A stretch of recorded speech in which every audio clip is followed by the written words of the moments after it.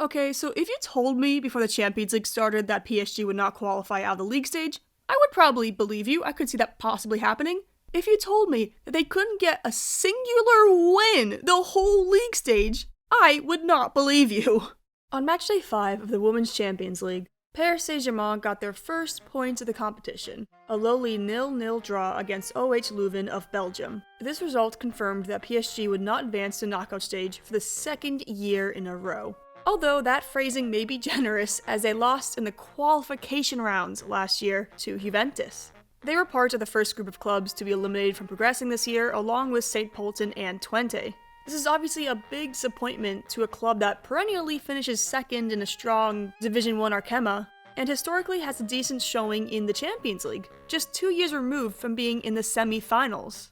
The club is now being outplayed by their regional rival Paris FC, a club that has significantly less resources. While PSG have always been overshadowed by European giants Lyon, this result is inexplicable. After 2 decent wins to start their league campaign this year, PSG were utterly embarrassed by Lyon 6-1 on only the 3rd match day of the league. And 5 out of those 6 goals that Lyon scored came from former PSG players. And honestly, that game was the end of PSG's season 3 games in. They started Champions League play with a 4-0 loss to a rebuilding Wolfsburg side, a 1-2 loss to Real Madrid in a must-win game, another 1-2 loss to Manchester United, a 1-3 loss to Bayern Munich, and the cherry on top, a goalless draw to Belgian side Oh Leuven, who are making their Champions League debut. And since that result, they have drawn 3 straight matches: Montpellier, Benfica, and Paris FC. This is by far their worst season results-wise in the past 2 decades. Finishing second to last in the Women's Champions League while actually being dead last for most of the competition is inexplicable. So, how did we get here? Why has the club's results fallen off a cliff the past 2 years? Yes, Olympique Lyon usually snatches PSG's top players, but why don't they stay? Why doesn't PSG fight for them? Well, it's a manifestation of problems from the past 2 decades. Scandals, coaching carousels, inconsistent transfer philosophies, all tying back to a lack of investment and care for their women's team. This is the history and story of Paris Saint-Germain women. I think a lot of people forget that PSG as a whole is actually a very young club. The men's team was only founded in 1970, and the women's side actually followed just 1 year later, in 1971. For about 30 years, PSG women bounced between the top 2 divisions, but in 2001, they were promoted to the Premier League, which is now Division 1 Arkema, and they've never been relegated since. Around this time of promotion, the entire landscape of French women's football was changing. Like I mentioned in my video on Lyon's history, French men's clubs were starting to absorb and support local women's teams. Competition was growing fast. Then in 2004, everything changed. Jean-Michel Aulas bought FC Lyon Women and fully integrated them into Olympique Lyonnais. And the rest is history. PSG were a solid team, but not a top player in the league until the Qatari owners came in and bought the club in 2010. They pumped a good bit of money into the women's team, quickly professionalizing the club before the 2012-2013 season. They hired former Lyon manager Farid Benstiti, and thus started PSG's trend of finishing runners-up in the league to Lyon, led to Frankfurt in the final. And PSG's squad was stacked that year. Kosovare Aslani, Marie-Laure Deli, Kenza Dali, Kheira Hamraoui, who we will talk a lot more about later, Lindsay Horan, also putting a pin in that, Caroline Seeger, and Katrin Berger, Tobin Heath, and more. PSG looks like a rising giant. But Lyon, as always, responded. In 2015-2016, they won historic treble and kicked off their run of 6 straight Champions League titles. PSG didn't have a bad season that year, but they lost to Lyon in the Champions League semi-finals. Now, the semi-finals are the semi-finals, losing to Lyon usually isn't embarrassing. They lost 8-0 on aggregate, and the club chose not to renew Benstiti's contract. And this is where one of PSG's biggest problems really starts to show. Player retention. That summer, German legend Anja Mittag left the club after only 1 season, as well as Lisa Dahlqvist, while Ann-Katrin Berger and Caroline Seeger left after only 2 years with the club. Worse, they lost Seeger to Lyon, as well as Kheira Hamraoui. But fear not, Hamraoui would be back. For better or for worse. The 2016-2017 season marked a full reload, despite PSG just being 1 year removed from a Champions League final. Patrice Lair was hired as head coach, another former Lyon manager. And fun fact about him, Lair had actually been the successor to Ben Stitty at Lyon, and now he was succeeding him again at PSG. His resume was impressive. 2 Champions League titles, 4 league titles, and 3 domestic cups with Lyon. He left in 2014 after winning 3 straight domestic doubles. And with stars leaving PSG fast, Lair got to work. He signed fullback Yves Perisset from Lyon, along with Spanish internationals Irene Paredes and Vero Boquet. One of his first signings, though, was defensive midfielder Aminata Diallo. Yeah, you know where this is going. PSG also extended key players. Marie-Laure Deli, Lara, Georges, Shirley Cruz Trania, and Brazilian star Christian. They also had 2 exciting young players coming through. A 19-year-old Grace Geyoro and an 18-year-old Marie-Antoinette Katoto. Then came a big winter window. PSG signed Canadian fullback Ashley Lawrence, Brazil legend Formiga, and even brought in Lyon icon Adamine Henry on loan from the NWSL, though only for really 2 months before Portland recalled her, and then she would, rejoin you-know-who. This reload, though, seemed to be paying off. PSG did underperform in the league and finished 3rd, meaning no Champions League the following season, but Lair did lead them to a Coupe de France final. And meanwhile, PSG were flying in the Champions League. After Bayern Munich won the first leg of the quarterfinals against PSG 1-0, thanks to a Viviane Miedema goal, PSG crushed the second leg 4-0, and every goal came from players they had just extended. PSG looked even better in the semifinals, defeating Barcelona 5-1 on aggregate, something that would be a crazy thing to say today, but not unexpected in 2017. It sent PSG to the 2nd Champions League final in 3 years. And who would they face but Lyon? Facing Lyon in both the Coupe de France final and the Champions League final was huge. This was PSG's chance to prove they belonged on the same level. Well, in the Coupe de France final, PSG got off to a dream start. Christian scored just after 7 minutes of playtime, but before halftime, they conceded a penalty converted by Saki Kumagai. No team could find a winner, and the game went to a penalty shootout. Both teams got off to a perfect 4-for-4 start until Irene Paredes sailed it, but Kumagai couldn't take advantage. PSG would lose in sudden death to who else but Ada Hegerberg. While this was a blow, PSG still had the Champions League final to redeem themselves. Lyon only made 1 change from their cup-winning lineup. United States star Alex Morgan would start instead of Elodie Thomas. And I mean, just look at Lyon's starting 11. It's like a legend at every position. PSG also put out a strong lineup, trusting young Grace Geyoro at center-back, and it worked. PSG held Lyon scoreless for the entire match. However, they couldn't score either, so once again, penalties. PSG actually took an early advantage after a Les Sommer miss, only for Grace Geyoro to fail to capitalize. Just like the cup final, it was equal after 7 rounds. This time, though, it came down to the goalkeepers. And unfortunately for PSG, their longtime Polish goalkeeper, Katarzyna Kajranek, couldn't convert. It was up to Lyon's and future PSG goalkeeper Serbohati to convert, and she sent it in for Lyon, winning the Champions League title. So not only did PSG lose to Lyon in another final on penalties, they lost their 2nd Champions League final in just 3 years. And as of the recording of this video, they've never been back. The 2017-18 season was weird for PSG. Because they finished 3rd the year before, they didn't play in the Champions League. But there were still some positives. 20-year-old Katoto scored 21 goals in Division 1 Femení, finishing 2nd in the Golden Boot race behind Ada Hegerberg, who somehow had 31 goals. PSG also brought in a lot of talent. They brought in a young Kadidiato Diani from Paris FC, goalie Christian Endler, Jennifer Hermoso from Barcelona, and more. But they also lost a lot. Longtime center-back Sabrina Delanoy retired. Christian left for China, and Olimata Sarr went to rivals Lille. Still, PSG improved. They finished 2nd in the league and once again reached the Coupe de France final against Lyon. And then everything went wrong. Or, right actually. 3 days before the cup final, Lair announced he was leaving the club immediately to take another job. Former PSG fullback Bernard Mendy was named interim manager. And despite all the chaos, PSG overcame Lyon 1-0, with Katoto scoring the only goal. PSG had won their first Coupe de France since 2010, and it came against their arch rival. Huge moment, huge momentum. Surely this was the turning point. Well, PSG hired Olivier Echalfani as head coach, fresh off of being fired from the French national team after a disastrous Euros. Mendy stayed on as an assistant. And before the season even began, Jennifer Hermoso terminated her contract.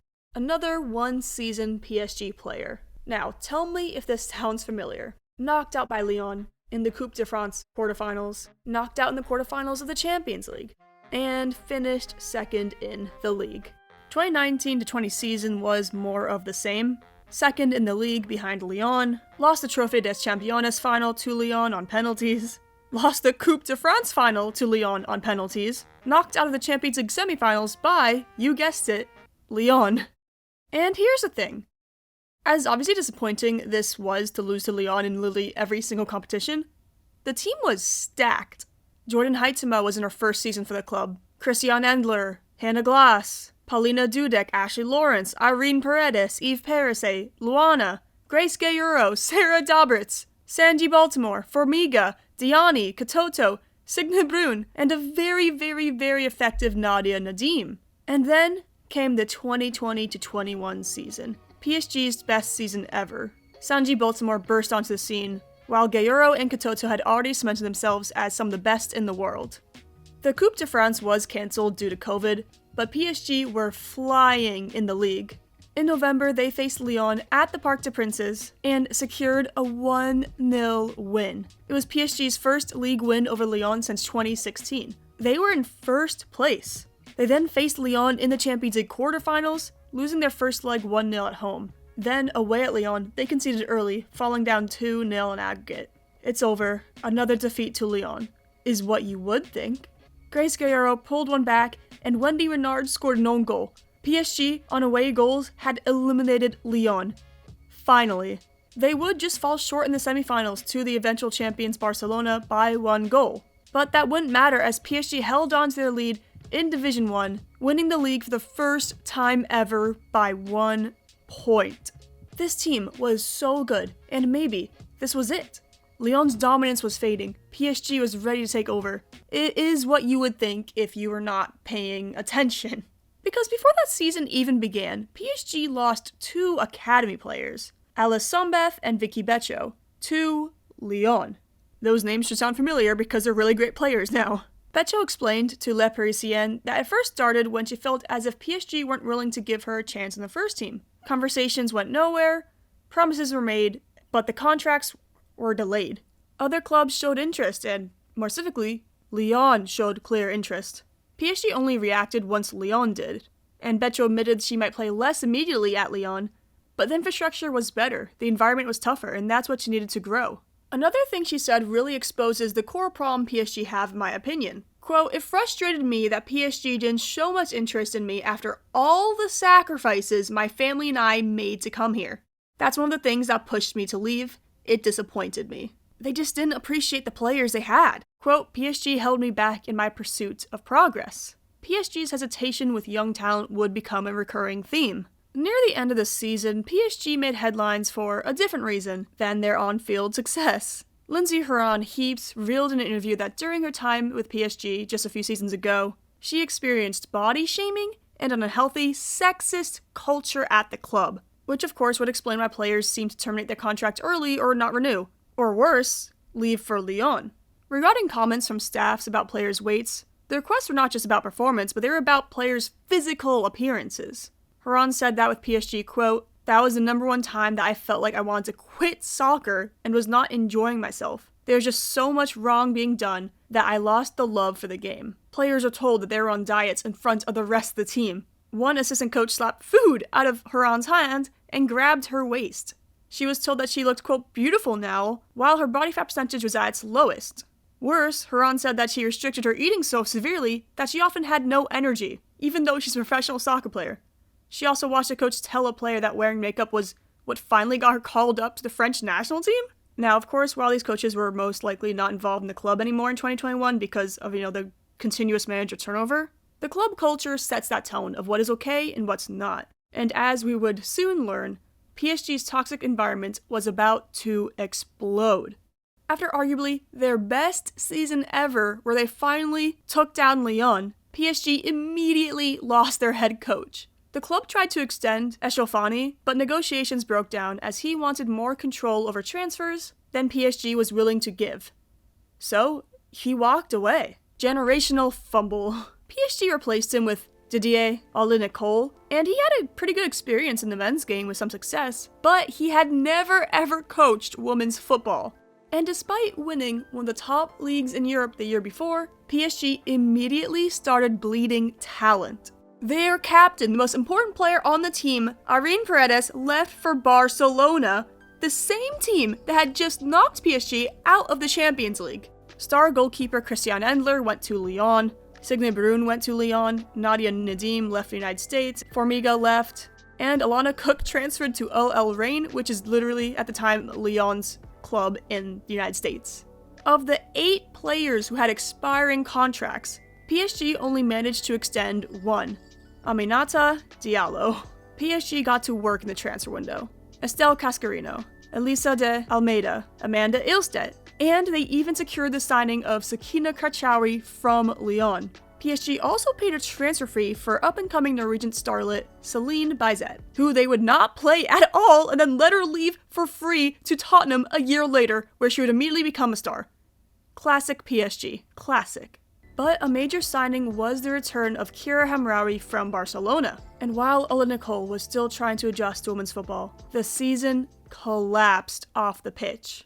On November 4th, 2021, PSG players had a team dinner. Aminata Diallo drove Sakina Karchaoui and Kheira Hamraoui to the restaurant. Then on the way back, after dropping Karchaoui off first, which was pretty strange given where they all lived, Diallo began slowly driving away from the driveway. 2 men stopped the car. They dragged Hamraoui out, restrained Diallo in the driver's seat, and beat Hamraoui's legs with an iron bar. The attack lasted less than a minute. Both Hamraoui and Diallo later told police that they heard the attackers mention a married man, and the men sexually shamed Hamraoui as she screamed. Now, there's a lot more info to this case, far more than I can fit here, but I'll link a podcast in the description that goes deep into it. Early on, suspicion actually fell on Diallo. Hamraoui did tell police that it could be Diallo given her actions that night. The police suspected that could be a Nancy Kerrigan, Tonya Harding situation where Diallo wanted playing time and Hamraoui was theoretically in her way. Hamraoui, believing it was someone associated with PSG, also told police to look into this guy named Cesar Mavacala. And I don't know exactly how to describe him, other than he was close to Diani and Marie-Antoinette Katoto in something of an advisor role. And let me tell you, she had every right to bring this man up. After questioning, Diallo was actually taken into custody, but released in the days following the incident. And again, this has not gone to trial yet because the French justice system is so slow. There seems to be some circumstantial evidence against Diallo, but nothing publicly definitive, and the investigation revealed another twist and another potential suspect. Because, you see, during her time with Barça Femení, Hamraoui was having an affair with Eric Abidal, the sporting director who is married and, conveniently, a former star for the French national team. The French media exploded. This raised the possibility that Abidal's wife may have been involved, especially given what the attackers reportedly said during the assault. It's worth mentioning, though, that some of the team may have known about Hamraoui's affair. And this is where PSG officially lost control of the situation. With all this chaos, PSG had turned into a very toxic place. But not because of what you would think. Hamraoui returned from her injury pretty quickly, but was immediately iced out by the squad. Because she had implicated Diallo and Cesar Mavacala, she was ostracized.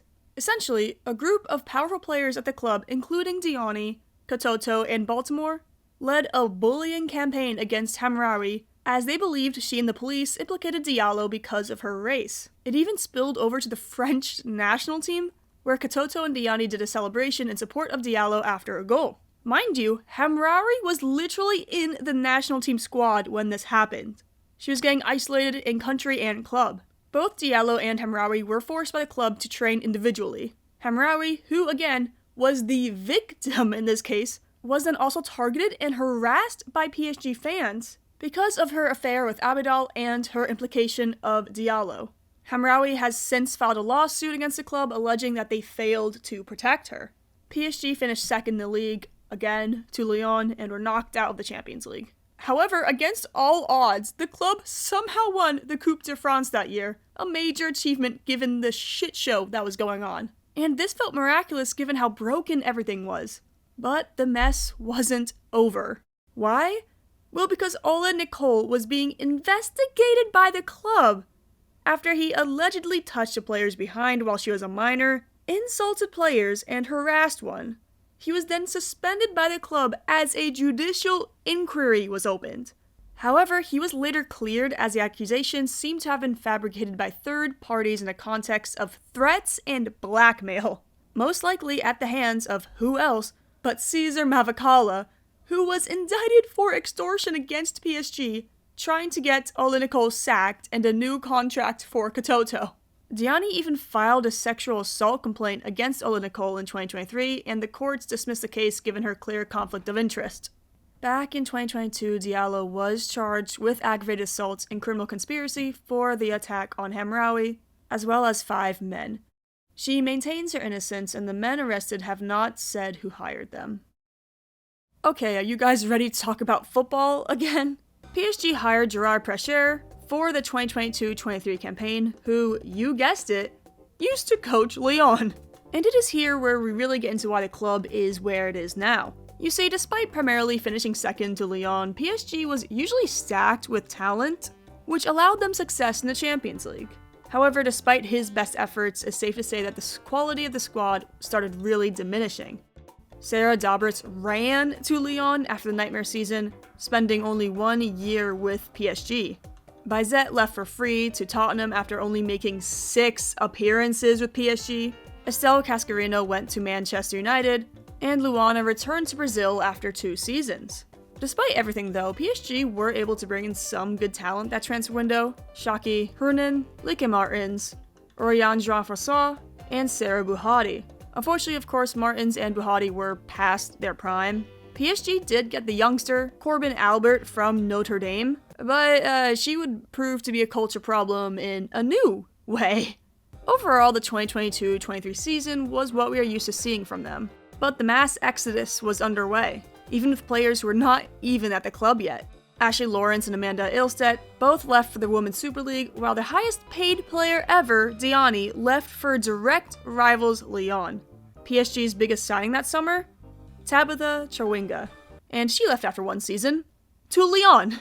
The departure of Diani in particular was worrying, even more so when Gerard Prêcheurs left the club 3 games into the 2023-24 season, leaving his son Jocelyn in charge. Why did he leave so abruptly, you ask? Well, according to him, he had a desire to win, and PSG was just content with being competitive. Despite all this, PSG had a good season with Jocelyn in charge. PSG made a Champions League semi-final and won another Coupe de France. Now, are you sensing a pattern here? They have momentum. What do you think's gonna happen next? Jocelyn leaves the club for London City Lionesses, owned by Lyon's owner, Michel Gang. They got busy in the 2024-25 season transfer window, bringing in Mary Earps and luring Gris Jimbach in from Lyon. PSG even secured the services of Crystal Dunn somehow.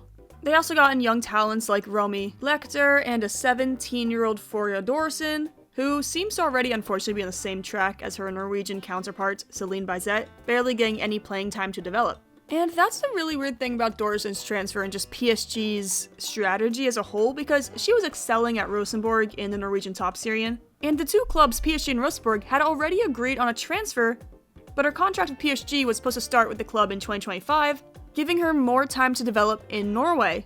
Then, for some reason, PSG decided they need her now and paid Rosenborg more money to get her in Paris at the start of the 2024-25 season, which made no sense at all as it did not need depth at striker. So, to recap, they took Dorsen out of a good situation where she was developing at the benefit of PSG because she was already set to join them. 4D chess, I tell you.